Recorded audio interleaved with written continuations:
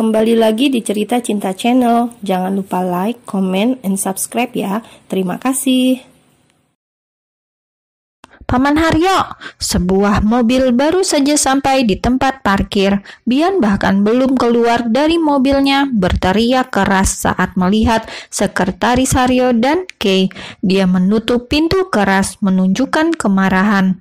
Akan kuadukan pada Bibi kalau paman sudah berkonspirasi dengan ayahku melakukan kejahatan. Bian mengancam mengadu pada Ibu Anjas. Lama juga kamu datangnya, Bi. Bicara dengan santai.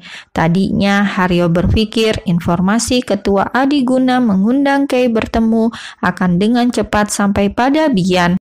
Tapi dia lega anak di hadapannya muncul setelah semua pembicaraan selesai. Paman, sambil berteriak, Bian menarik tangan Kay melindunginya di balik punggungnya, melihat kotak yang dibawa oleh dua pelayan di belakangnya. Besar dan kecil, pandangan benci dan amarah langsung tersulut. Bawa itu atau aku yang akan melemparkannya ke depan ayahku. Masih menahan Kay di belakang punggungnya, tidak menggubris saat Kay menarik lengannya, memanggilnya. Bukannya kalian setuju membatalkan pertunanganku dengan Amanda? Kenapa harus memakai cara kotor ini? Meneruskan bicara, tidak mendengar Kay memanggilnya berulang kali menenangkannya. Kamu ini ngomong apa, Bi? Memberi perintah kepada dua pelayan yang membawa kotak untuk mendekat ke mobil Bian. Paman, Kay tidak butuh itu. Apa kalian tidak merasa bersalah sudah menyakiti perasaannya? Menarik Kay ke depan. Paman tahu bagaimana dia bekerja keras dalam hidup ini. Dan paman mendukung ayah melakukan penghinaan ini. Menunjuk kotak, sedang memperkirakan berapa total jumlah uang yang ada di sana. Kak Bian, itu...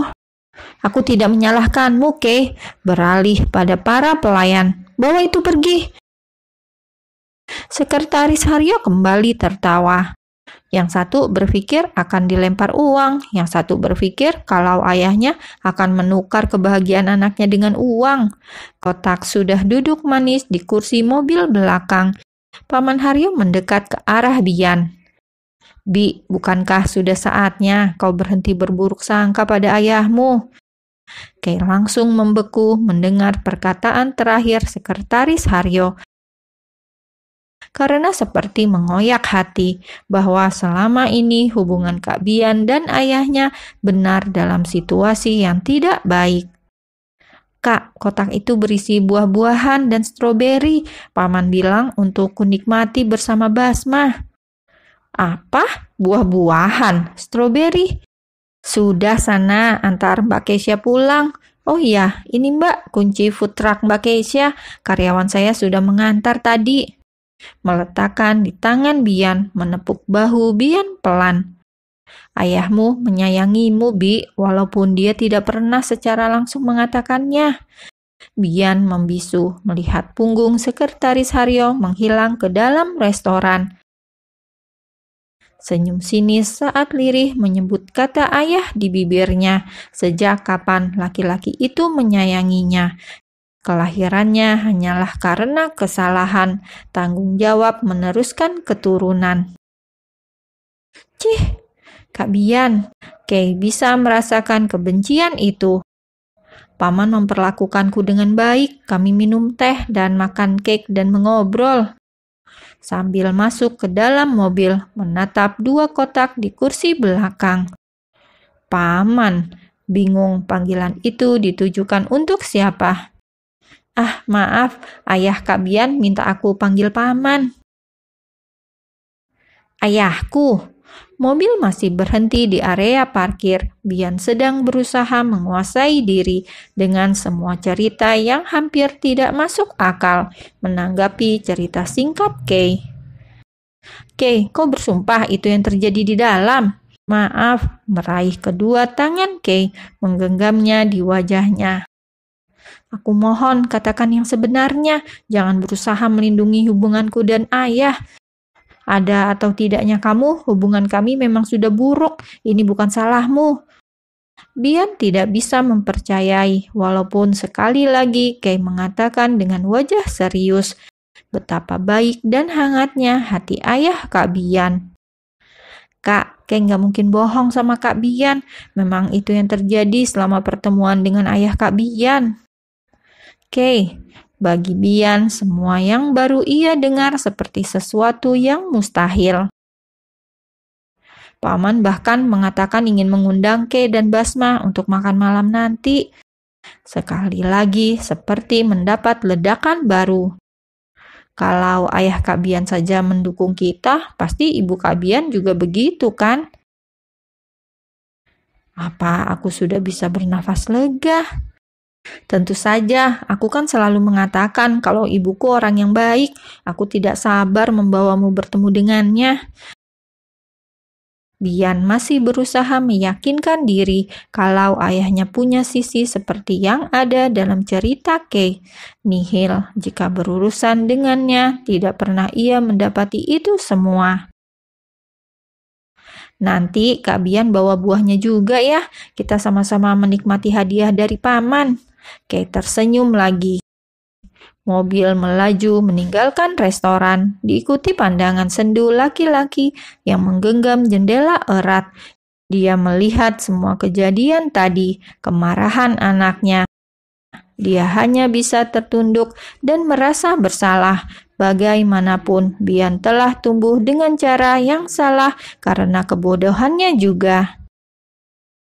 Waktu tengah hari sudah lewat. Di depan gedung Frisch Parfum, bangunan 5 lantai yang megah dengan logo brand kebanggaan dan jajaran botol-botol parfum mewah yang berderet di halaman depan.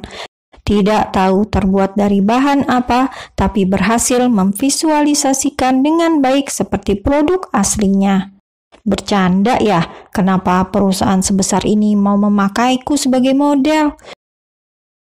Basma masih melihat botol-botol parfum sebesar dirinya di halaman gedung.